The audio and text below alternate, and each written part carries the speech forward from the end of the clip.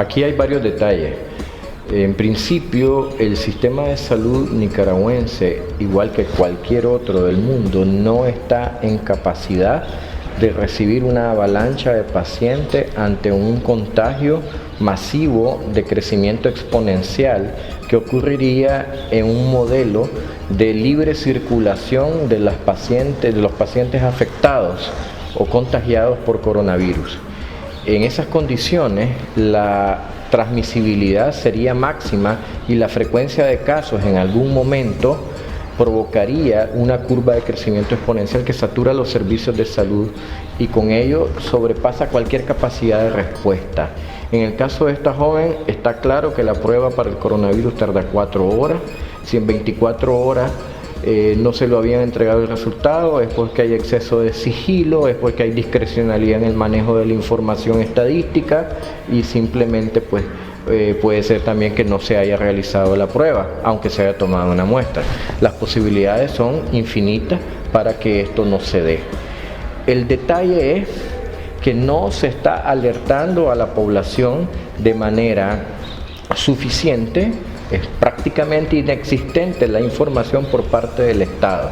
Es por fuentes secundarias, por fuentes conexas vinculadas a la salud, como podemos ser nosotros los profesionales, que la información se está transmitiendo a la población. Y básicamente esto tiene que contenerse con distanciamiento social, tomar medidas de asepsia y antisepsia tales como el lavado de manos y uso de antisépticos en el hogar, el uso de los barbijos o mascarillas cuando estás expuesto al contacto social, así como mantener las distancias de seguridad, que es, ya se ha dicho, entre 1 y 2 metros de preferencia para evitar el contagio.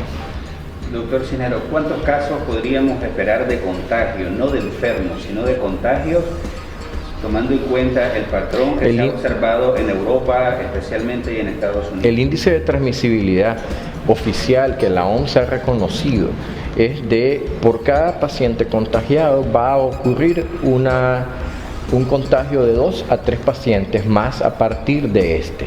De tal manera que el crecimiento es exponencial y se duplica o triplica según el índice que tomes en cuenta. Ya se han publicado numerosas estadísticas sobre este tema y considerando 2,5 como la tasa de contagio, la transmisibilidad puede llegarte cercano a los 2 millones de pacientes en un modelo de libre circulación de los pacientes contagiados. Y como no se sabe quiénes son, no se logra poner al paciente en cuarentena porque esta cuarentena, que es de 14 días dado el nivel de incubación, el periodo de incubación y de latencia que tiene el virus, entonces esto puede ser algo masivo. El problema es que de esto hay casi 575,000 en los cálculos que hizo el especialista del Tecnológico de Monterrey, pacientes que van a requerir atención por enfermedad grave, y críticos de ellos van a ser aproximadamente el 4%, de tal manera que se esperaría en Nicaragua cerca de 100 a 150,000 pacientes demandando cuidado intensivo. ¿Cuántas camas de no tenemos esa capacidad de cobertura. ¿Camas de cuidado intensivo? Nicaragua no tiene, la cifra exacta no es publicada, pero podemos presumir que en el país no hay más de 150 ventiladores mecánicos, de tal manera que no podrías atender a esa masa de pacientes demandando ventilación mecánica. ¿Ya se perdió el tiempo de ventana para cerrar fronteras? Sí, ya definitivamente el virus está circulando libremente en la sociedad nicaragüense.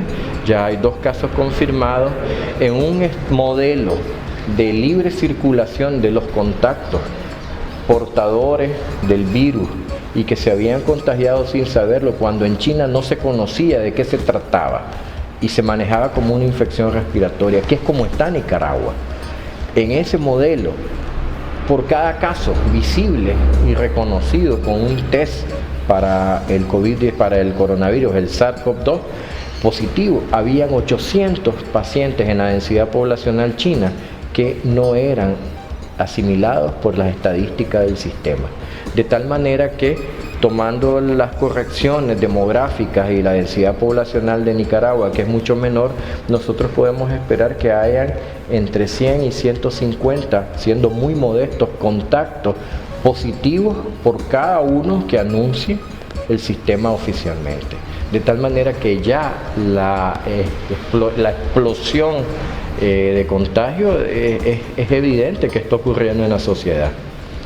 ¿Avisora un conflicto humanitario por...? Sí, yo espero una alta tasa de letalidad, no por las características biológicas del virus, pues, porque estamos hablando de que es un virus que tiene una mortalidad que se mueve entre 2 y 6%. Bien tratado, bien alertado, con medidas de distanciamiento social efectivas, la mortalidad anda entre el 2 y el 4%, pero la gente muere fundamentalmente por la masividad de pacientes que demandan servicios complejos de cuidado intensivo, que son limitados en el quehacer de la cotidianeidad del sistema de salud nicaragüense. Se hablaba de que hay más allá de 5.000 camas en todo el sistema de salud, pero la capacidad de cuidado intensivo es muy precaria. Y parte de ese universo de camas de cuidado intensivo, potencialmente asistidas a ventilación mecánica, van a estar copadas por otras patologías, de tal manera que al final se traduce en una menor cantidad de disponibilidad de estos recursos para la atención de los pacientes respiratorios derivados de la pandemia del COVID-19. Debía de activarse la ley de emergencia sanitaria que obliga al gobierno a contratar más recursos, tanto humanos como materiales, para enfrentar la epidemia y desviar recursos de otras. Debería, pero hay algo que como médico a mí me estresa y me lastima, porque realmente ya hay quejas de colegas en los distintos foros de que no hay las correctas y debidas medidas de protección para el grupo de riesgo que significa el personal de salud que está en contacto directo con los pacientes. De tal manera que esta política de sigilo peligrosísima puede llegar a cobrar vidas, puede llegar a mermar el capital humano que tanto cuesta formar en recursos médicos, y definitivamente en eso sí el gobierno de la República en este momento del Frente Sandinista tiene una responsabilidad máxima.